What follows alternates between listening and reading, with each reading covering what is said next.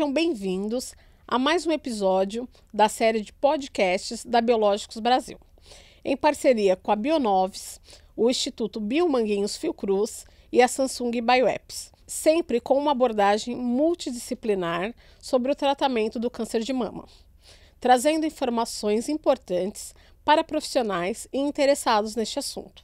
Eu sou a enfermeira Gisele Fernandes dos Santos Ferreira, especialista em oncologia, com extensão em oncogenética, trabalho há 20 anos nessa área, especificamente 17 anos no Centro de Referência da Saúde da Mulher. Hoje, tenho a honra de comandar esse episódio do podcast Biológicos Brasil em um programa especial de enfermeira para enfermeira. O tema de hoje são as práticas do dia a dia de enfermagem com pacientes em tratamento de câncer de mama com trastuzumab. Qual a hora certa para a administração do medicamento? Isso varia de paciente para paciente? Há a possibilidade de efeitos adversos? Como é o tratamento pelo SUS? Fique aqui, porque essas e outras dúvidas vamos abordar durante este programa.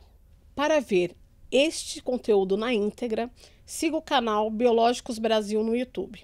Você também pode acessar pelo portal Biológicos Brasil na internet. E é com enorme satisfação que tenho aqui, como amiga, a Luciane Helena Tomazini Leite, enfermeira, especialista em oncologia, que trabalha há 5 anos no Hospital AC Camargo e atualmente está no ambulatório de quimioterapia. Oi, Luciane. Obrigada por ter aceito o nosso convite. Eu que agradeço. A gente sabe que o trastuzumab é um medicamento de terapia monoclonal, referência no tratamento de certos tipos de câncer de mama.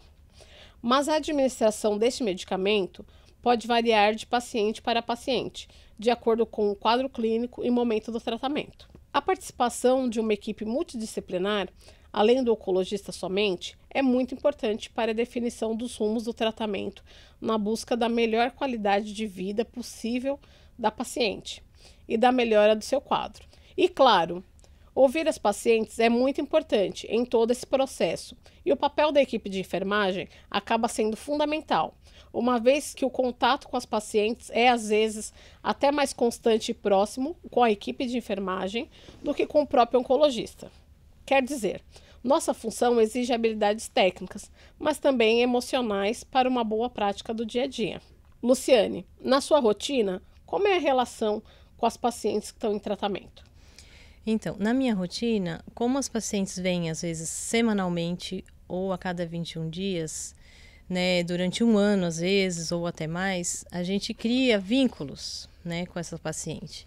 Então, além dos efeitos colaterais e todas as questões que envolvem o uso da medicação, a gente também se envolve com a paciente, né? A gente acaba, através da escuta, através dos momentos que a gente vive com ela, a gente sabe tudo sobre a vida da paciente, né? E eu acho que isso é um fator muito relevante para a nossa prática de enfermeiro, porque daí a gente consegue dar um cuidado totalmente individualizado, né? Às vezes, quando o enfermeiro se preocupa muito sobre as reações adversas da medicação, ele perde, né, nessas conversas, informações muito preciosas, né? E até efeitos colaterais que a paciente não lembrava, ela acaba lembrando, porque ela te vê e fala, nossa, Lu, você mesmo falou que podia estar acontecendo isso. E eu não tive isso, mas eu senti uma dor de cabeça. Será que está relacionado com o trastuzumab? E aí a gente vai investigar e pode ser sim que esteja relacionado ao tratamento. Quais os tipos de comentários você costuma ouvir das pacientes em início de tratamento e como você lida com isso? A gente escuta vários tipos de comentários, né? Principalmente porque o câncer, né, ele é uma doença estigmatizada, né? Culturalmente, as pessoas têm muito medo, né, de falar câncer de mama, né? E além disso, as mulheres normalmente vêm com muitas informações, né? Então, elas vêm já com histórias de outras pessoas da família ou de relatos de pessoas no Google, né? Até no momento de abertura de ficha, elas escutam outras histórias de pacientes que estão ali aguardando para também receberem a medicação, né? Então, essa relação, ela acontece de diversas formas, né? A gente precisa esclarecer a paciente sobre os efeitos colaterais da químio, né? e do trastuzumab, que é a terapia-alvo, e também acalmar ela de todo esse processo, porque ela chega muito tensa, muito ansiosa. Qual o papel da enfermeira e da equipe durante o tratamento da terapia-alvo? O papel da equipe é ficar muito atento, um dos papéis, né? Ficar muito atento às reações, né, adversas da administração, né? Escolha de acesso venoso, indicação de catéter central, né? No caso que a gente avaliar seja necessário, né? Investigação dos efeitos colaterais, né? Sempre para o trastuzumab é muito importante que a gente faça a avaliação cardíaca, né, com repetição de ecocardiograma, por exemplo, a cada 3 meses. Então, no momento da triagem, é um momento que eu sempre vou investigar se ela está sendo acompanhada, quando que vai ser o próximo exame, se ela já agendou, né, se o médico dela já alertou sobre isso. Às vezes ele até falou na consulta, mas ela não lembra, né? Então, é como você disse, o médico ele sempre leva muitas informações, né? Mas a paciente está no meio de um turbilhão, né, de informações e de vivendo momentos difíceis, né, medo, né. Então, às vezes, o contato com a enfermagem nos dá essa possibilidade de buscar mais informações, entendeu? Então, eu acho que isso é importante.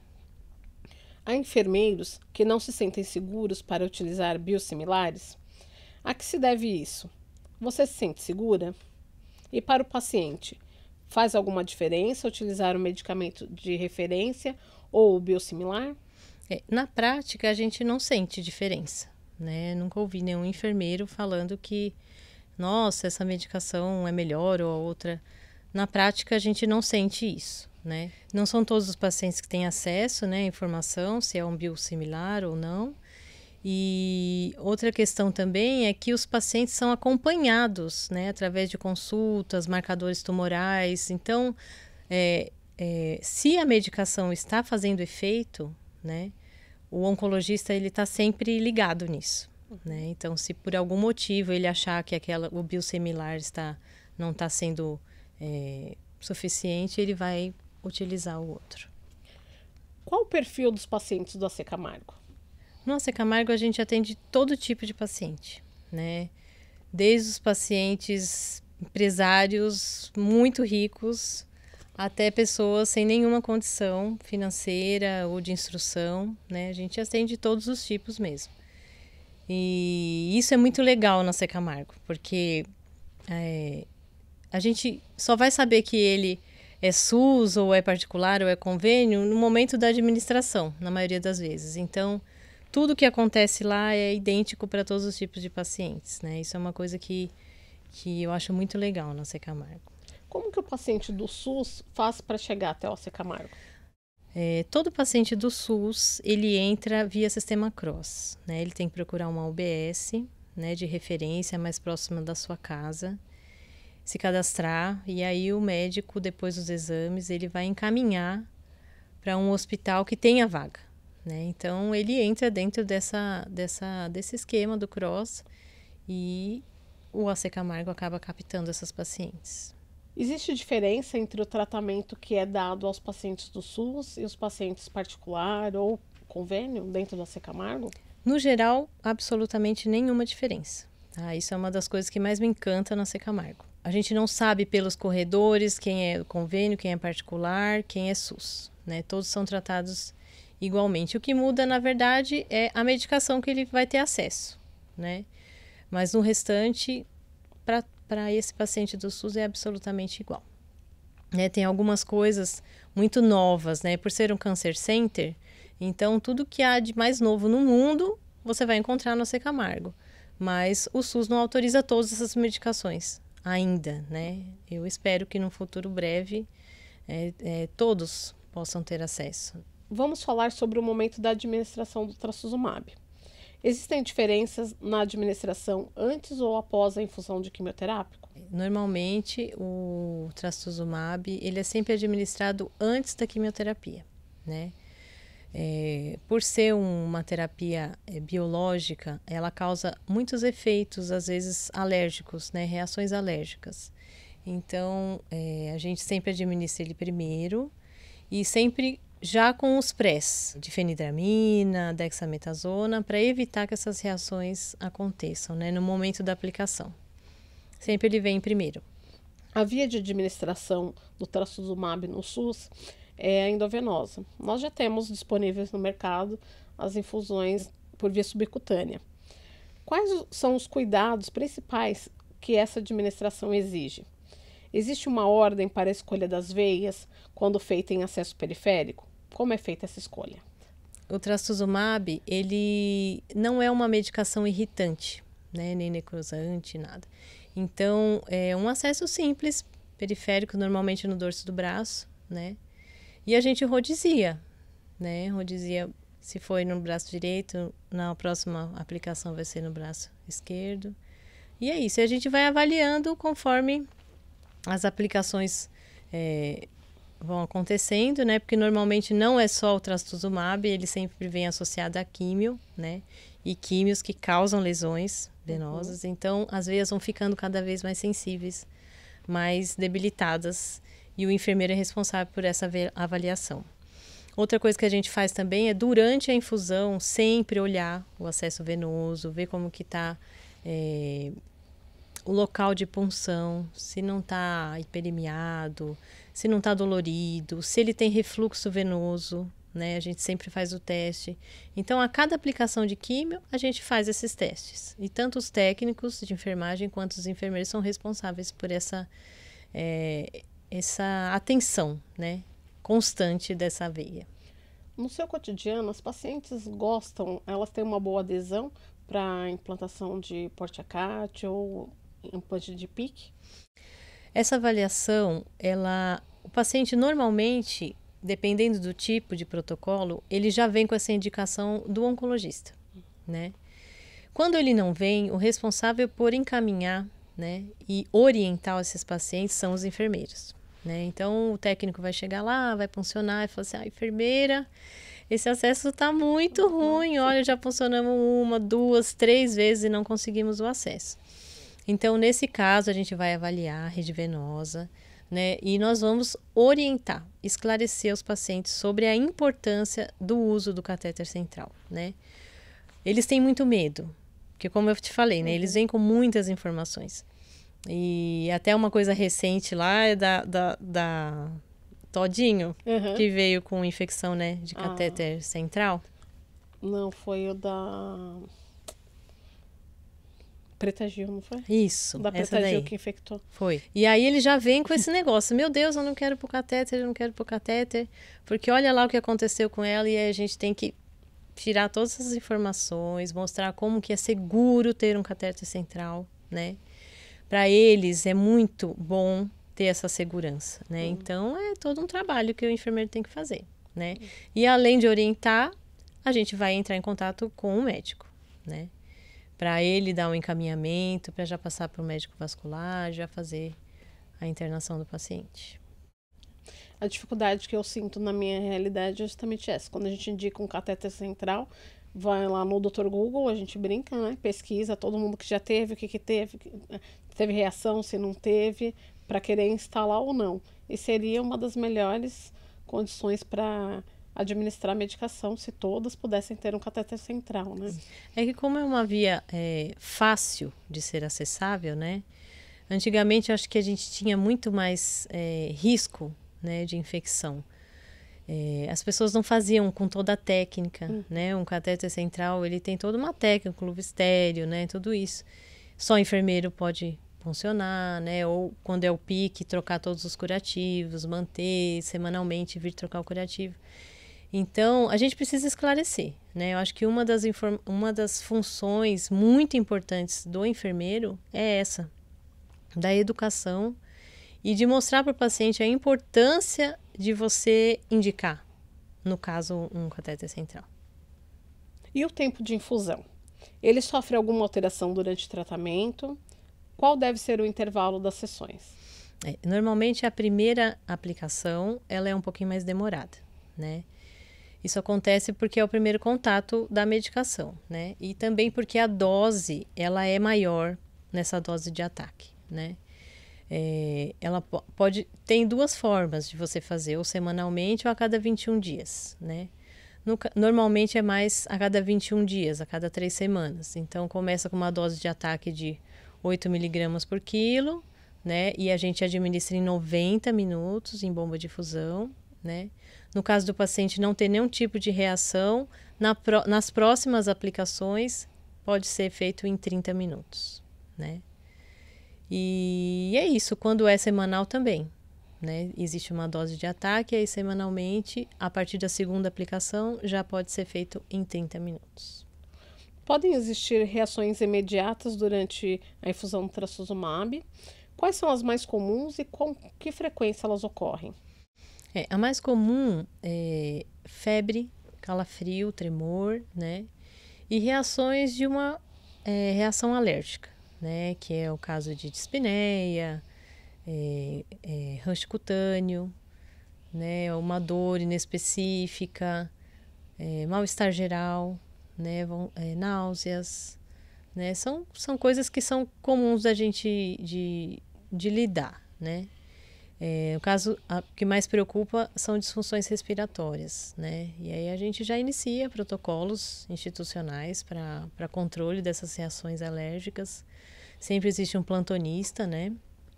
Imediatamente depois dos efeitos a gente interrompe a infusão, né? A primeira coisa que a gente faz é interromper, ouvir o paciente, né? Ele tem que falar tudo o que ele está sentindo, verifica os sinais vitais e inicia as medicações para controle da reação, né? Que são antialérgicos, corticoides, né? Hidrocortisona, que é o Benadryl também. É possível que essa paciente tenha reações tardias? E quais são as mais comuns? Sim, é possível. E assim, elas estão sempre muito associadas também ao tratamento de químio e rádio, né? Então, durante um período, enquanto ela não é uso como único tratamento, a gente confunde muito, né? Então, são reações adversas dos quimioterápicos e da radioterapia, né? Que são náuseas, a questão da neutropenia, plaquetopenia, né? A imunidade que fica frágil, né? Náuseas, fraqueza, dor no corpo, alterações intestinais, então ele pode apresentar constipação ou diarreia, né? E no caso do trastuzumab, aí tem vários outros, tontura, dor de cabeça, né? É por isso que eu falo que sempre é importante você criar esse vínculo com o paciente para que no momento da aplicação ele tenha liberdade de falar com você. Às vezes coisas que eles esqueceram de falar numa consulta. Né? Isso acontece com muita frequência, né? Porque eles ficam ali sentados com a gente, às vezes 2 horas, 3 horas, né? E a consulta normalmente também é mais rápida, né? Quantos de nós, né? Às vezes vai numa consulta de pediatra, tal, a gente até escreve o que a gente tem que perguntar porque a gente esquece, né? E é isso que acontece com muita frequência. Eles chegam lá para receber a medicação e eles lembram. Nossa, eu não falei para o médico isso. O que eu posso fazer? E aí a gente vai atrás de saber se é a medicação que está causando, né? Se é o quimioterápico. Orienta, chama para uma avaliação médica também e a gente acaba resolvendo. Eu costumo dizer para os nossos pacientes para fazerem um diário, né? Sim. Meu diário, o que eu senti hoje, e aí no dia de vir conversar conosco, lembrar e pedir para a família também, né? Porque às vezes a paciente quer camuflar alguma coisinha para não ser parada, para não interromper o tratamento, né? Aí o familiar que está ali mais próximo também, junto com a equipe, ele fala, não, ela sentiu isso, isso e isso, pode, não pode, né? Durante a sua prática com o trastuzumab, você tem percebido melhora na qualidade de vida dessas pacientes? Sim, bastante. Porque antigamente, o câncer de mama com superexpressão, né, do HER2, são os pacientes que são indicados do trastuzumab, era um tipo de neoplasia muito agressiva, né? E depois do surgimento do trastuzumab, essas pacientes onde os tumores se manifestavam dessa forma agressiva, elas tiveram acesso a um tratamento, né? E é até engraçado porque o outro tipo, que seria mais indolente, né, o mais com menos agilidade de se desenvolver, ele era visto como, nossa, ainda bem que eu tenho esse, né? Hoje, ter o HER2 positivo é uma forma de eu poder ser medicada também, né? Então, existem medicamentos e os pacientes falam, nossa, ainda bem que eu tenho para o meu tipo de câncer essa medicação, né? Então, tanto para nós profissionais quanto para os pacientes, principalmente para eles, né, é muito importante. E não é à toa que ele acabou sendo incorporado pelo SUS, né? Porque foi uma prática, na prática, os médicos e a equipe multi, ela percebia, né, como as pacientes que faziam uso do trastuzumab, elas tinham ganhos de sobrevida, elas tinham melhor qualidade de vida, né? Porque é uma medicação com poucos efeitos colaterais, né? E normalmente elas têm vida normal, né? Praticamente. Há alguma coisa que você gostaria de acrescentar? Os aspectos psicológicos, o suporte da paciente? Eu sou uma enfermeira, assim, que valorizo muito a questão do contato, né? Da questão do vínculo, a questão do cuidado centrado, a questão da experiência do paciente, né? Porque mais do que uma medicação, é muito importante você falar sobre os tipos de medicação, né? Sobre essas coisas muito modernas que estão chegando, né? No caso de tratamento, medicamentos que podem promover cura, né? Dependendo do grau que você encontra a neoplasia. Mas a gente nunca pode esquecer, como enfermeiro, que existe um ser humano ali, né? E esse ser humano, ele não vem só com câncer de mama, né? Ele vem com várias outras questões, né?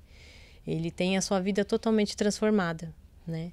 E nós, enfermeiros, temos o privilégio de acompanharmos ele numa das fases mais difíceis da vida delas, né? Então, eu me sinto muito privilegiada, mesmo de há 25 anos atuar na enfermagem, né? E especificamente no ambulatório de químio. Eu me sinto muito privilegiada mesmo. Luciane, muitíssimo obrigada pela presença e por todas as informações e dicas, experiências que você trouxe para nós hoje. Eu que agradeço. Agradeço também aos parceiros da Biológicos Brasil neste projeto. A Bionovis, o Instituto Biomanguinhos Fiocruz e a Samsung Bioapps. Eu sou a enfermeira Gisele Fernandes dos Santos Ferreira e fico por aqui neste episódio especial de Enfermeira para Enfermeira do podcast Biológicos Brasil. Muito obrigado por ter acompanhado até aqui e ouça nossos outros episódios na plataforma da Biológicos Brasil. Tchau!